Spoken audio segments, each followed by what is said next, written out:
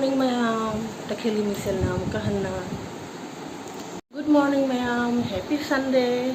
Takheli miselna mukahana mayam bagi channel sita taram na uksari. Ngasi jana wo video kuna mayam phamna laksari mayam. Morning gi tum hagolak pagi saktam ni mayam mai mitadri keno ni kodi saksu khara namnap lawi do saksu ta da bani na dona pa ta ba phajai tum hagolak pa saksu phajadra mayam phajai bani ada yuji mangon shitna loire huji ai wai tege tawri mayam khangde muna hage moi aigi helper nu pi bacha dona kamaina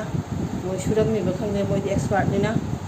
moi di sum ku khai ma da kana me manung da 40 minute ku khai ma manung da ne kon ju tengi wai su dei wai ju si lo lo san chale ba ina huji 40 minute phagale phare ina de tawri do wai sit di do wai sit padane 40 minutes rom changre ba ade huji wai de ge tawri wai de ba ji da mu asum 30 minute rom di ata bi de changana na khalli khangde kamai taw de na khangde pung 7 makhai ta re je mu Sunday ne ana ne angang ji jo vacation haure de office li tabrina aduna khara haubu ji tum haubu ji katang thengdo khare adu ai huji wai de ri mayam chingtho photong na kari kara sofa ga ji chingtho ana kuna kachin ga je khara te thui ba khangde loina de kan taw je moi na kamai na karamba khushu da shuri ba akoina karamba khutai dai ri ba khangde dudi khoina hitan tawri ra moina jang na tawri ra khangde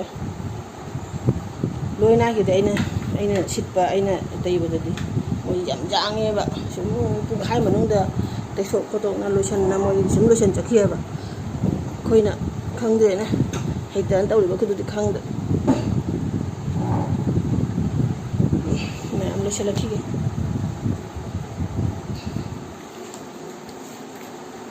Nonthana tay badi ay sungam de badi ko di slim ni na malaika arora ni na nonthana tay ba khut pa je kya ngam je de aduna stick ki sahara na tardi yaad re kami je ba phamba bhauna e sangi je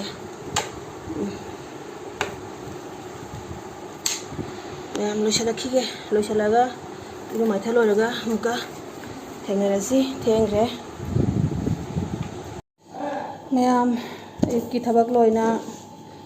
Chanu लोइना चालू पिथे मोय पिथा खरे पूजा तुजा लोइरे तुम हगत पे खतंग थेंग्रे थबक लोरपदने आई हुजी पुंग 12 तारे हुजिकता tiffin चागे तवरे breakfast तवगे ना सितन हौरि बनेबा अदो पुंग 10 तादिने मोयगी बुदी आई पिथकन लोइरे अदो पूजा तवबजे वाट होबा न पूजा लोइद्रगदी आई की चाबदो नुआइत्रे पूजा लोइरगा चारिनी अदो पुंग 13 तारे चाक थोंग मतम हमको यौरेबा दो सितन चादोइनी सिदा लैय तन से जम चाइंदे खंदे ngasiदी कनो जे कोक से ngaw ngaw na बीपी गे से लो ओइरबा खंदे इसा जे नुआइते मैम तन जे चानिंग दे हिजांग गुम गई जाव दने तन जे क्या चानिंग दे हिजांग जाव दुसिम चासन बजाय खंदे तन गा चागा से क्या हैना दे हाय तारे अदो एगी मोबाइल से मम ना तबसी जम दु नर्मदाना हायरपनेबा इचे वीडियो नमदिंगे दे मोबाइल दो तेथोवाना तो तेथोबने नर्मदा एगी मोबाइल से याद्रबने मपुनसी लोयरबने अदो एजे वाईटी दगी पैसा गा फंगगाने मोबाइल में लेजेगे तोबा याम नोनिंद्रा वाईटी के पैसा गाइदो खंदे काय कारगा फंगदोरे खंदे कोइदी निदि जांग ना फंगे कोइदी सुम थेंगु गी मोंग चटना लेरे कई निमित्त वाईटी दे पैसा गाइदो यामदबा वाईटी दे पैसा फंग गाइदो यामना हाइदि चामतंग फंगजुने याम हराउदोनि इमुंजे नुंगाइजदोइनेबा अदुनि खंद्रे आशागादि तौदे वाईटी दे पैसा फंग गाइदो मोनिटाइज फाउदो होरे माइ फाउदो चफौद्रे मैम अदुइ तनजे चारगे ताबु चानिंगेबा अंगिबु चादा जादबा हाइतार असिमु चाहौद्रगदि चाक थुंबा भामेन तारोइदोइनेबा चाकतुना लामबने कुर लाउबनिनाने चकलाम चलदे चक थोंब भामेन तादे इसे चकलाम बसु जादे चकलाम गने इसे इसा का थथ निखलेयबा चकलाम हन बजादे अदुना आई ऑल टाइम आगी चिंगे अमनते मसाइना ले अदुना इसा जिजु अमनते मसाइ बनिना इसा जिजु मयामना सुम उबिदि दुनी अदु मीना मयामना दि खलम बजायबा मसाजे नोय बनिना चक्का याम चारम दो मालम गनेबा अदो एक्चुअली इदी चाकती जाम चादे चाक जाम चाबा ngamde अदो अचोय पादी जाम चाय अचोय पा चारगना चाक चादसु चाय गाय दुई मोंगने अचोय पा जाम चाय अदुना ई चान पीजु सेम मामा लौरे अचोय पा जाम चाय रमासे चाकती खबई मदे ना मा चादे माकी लेंगा ना चाका दो चाक नते आबदो तरुक तरेत की अंगांग चाका दो चाक ने मान चाय दो खबई अनि हेन चादे अब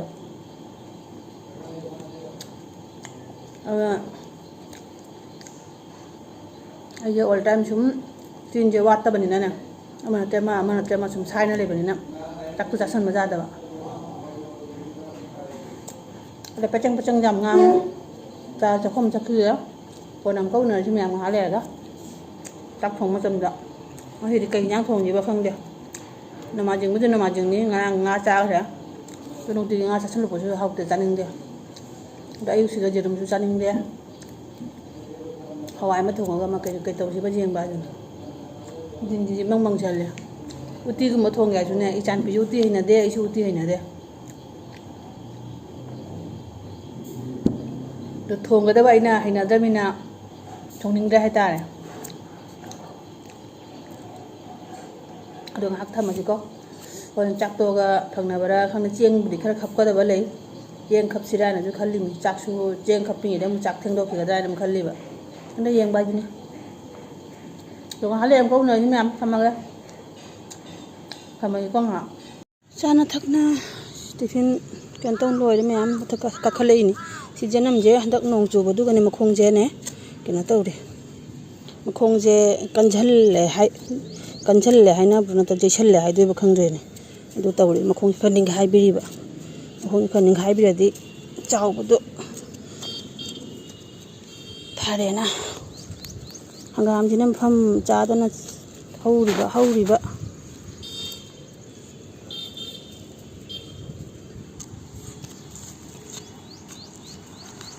ओता हिने थाजल्लसु ओइदे दो जतन तौद्रदि जतन तौबजि गनि वाजरि जे मथक मखागा तौबदा सिरे मथक मुका मखादा मकुम मखागी होनागद्रा मथक त पोचै थाजी बु होनागद्रा मखादा मुंग मंगोन बु होनागद्रा वाजरे दा पोट का थाजनिंग जायरो तारे होनाबसे वायेबा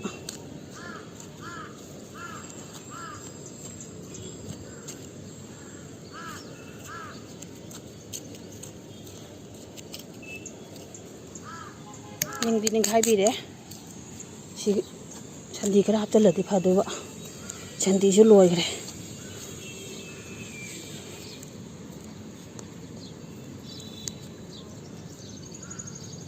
changku pami ma kyam phajana hogala ma jo pamu na tham tam chaw ba kuk to kya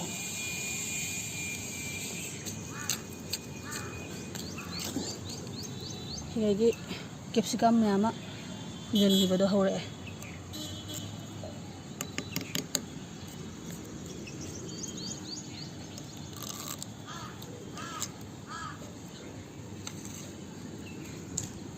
चीज़ में कुम्भी निगाह भी जा रहे निगाह रहे थबक से पाए रहे ने लोई ना दे सी मुँग तौन ले रहे आई चक्का थोंग अबे गसी इसी दी होरे नौदिन संगा का नौदिन होने तभी रहे निगाह भी रहे सिनी खाइबिरम में जा रहे नुसा सारसु काबा ngamde ayuktana sangdaba ade ina sangang matamna nusana ak nungtin pung manga tadri bhauna ne nusa dem thadabani na kabang waye ba thabak tawba ei hangam je saken pom chathok ta kha gadra khangde si makhong jem ka ning khai bi ja re china hawai ne chekuk ta makhong maya phukto ki bodo lu khaman pa mi je phajare hu si je phuktok toram asile re khaman pa mi je ore re chengkup se thotpana thot lao re ba olang ni am chak nei din je ngana egi ren li je jong kya bajan sat khram sina si kano sina si ka kawai ja de se kari gi no aina thagat pi ni ma na kumthara kani taung lai re मासु सुंका कारो याई मौंग तौरीसे इन थांगत्पीनी माना कुमथरकनी तौरना सी काव हाइबनी पांबीसिगा नंगबुने कावने सी काव हाइबा सी लेहाव पांबीसिगा नुंगाई काजाव हाइबा दु नते सिगा थ्राक थ्राक जालना लेइजिबो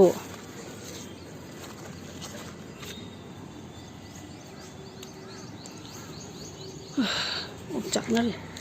दिन से सागतले जामन नों चुदोरा हंदे दिन बुदी मंगी चुगदा तुदे खंगरे सिगी टॉपसी मैना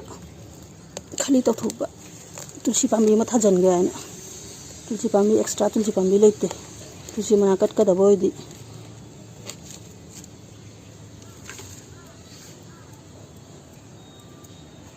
सी होरन हयेंगरा कइनो सिरि नमाजिंगनि हयेंगरा कइनो तुलसी चरा मा लौरगा थाजन तारे तमुजी एंगोलाजी या प्राजिता से छलक तोरे म्याम पोमे एदु माक्सिगा काखरे रेलिंग सिगा नप्पना आई तिंगदोजी से फजारे हंदक्ति जिना मी जम कनि खाइ बिबो जारे मखोंजी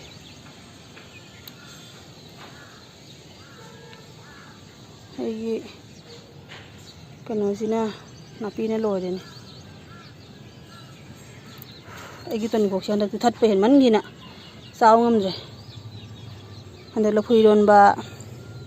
काक्रोलिरोनबा अदुगा थत्मल्लना ने माकने चाव ngamdre तौरी जों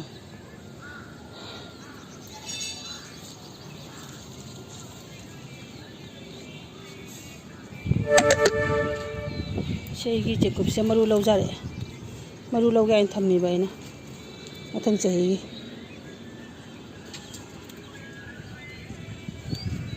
मैम खामेंजे उरबा पालीने मरीबु पालीने तौरीसे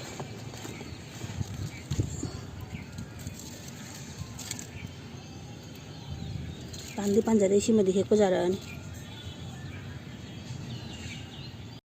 सी मरीबु पाले अमगा हेक तोकपा जारानी हयेंग हचितकादि ओ मैम ड्रैगन फ्रूट ने पालरोइद्रबा आइना हाइदो अमहक्ति लेइदि सालकदौमा सालेहे दो लेइसे ओइगदबा मानदे बाबा कचिंग इलिसे लेइसे ओइरोइदबा लेइनी सालिसे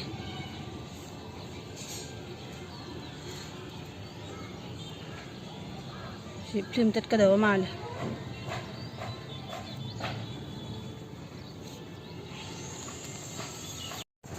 ma'am मथते कुमथरे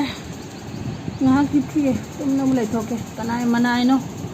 saka sare phare sade phare ma'am केतौदेनो सिरगा लोरे पुंसी जिबु अइना थबक फरे आइना सु जमन जौना नंग थबक फै नंग लेहौगो संसार सिगा पालो आइना सु हाबिरोय अइना थबक तल्ले आइना सु जमन जौना नंग थबक तल्ली नंग लेहौगो सुना ताना आइना सु हाबिरोय अदुना केतौदेनो अमाय अमाने थोक फरे सिदोनी फत्रसु सिदोनी मैम केकान पोन वांग सुलुना तुमना हिपना बुले थोके कनाय मनाय नो करी चाबनो करी हगोट मतमदा हगोलगा थोंगदोइन वाय हुमाना पुजो चोले मतमना मांगल लेबो अदुना दे मतमदो अइना मो मांगनगे मतम नंग अइना मांगनगे को लेमना अजायरादा लेमना मांगन बगाय दो ma'am ngah uyum tauge nusi mathakte kumtharaga no humang pujo chot humang mayang uyum tauge aduna chak thongani thongbabudi ngah kumkhara uyum tauraga thabakti mayam le ba suroi thabaka amta suroi yenge mayam aduna video ji matang ji loisan jaraga ai video je nungai to ba mayam nusi biduna nungai na yengbiu na che na chan ji नचन बुद्धि अमता यावरा मरोय नची जे हाय तारे नची जे नने जे aunty जे मथंगी video दा हमको नरसी tata bye bye ma'am.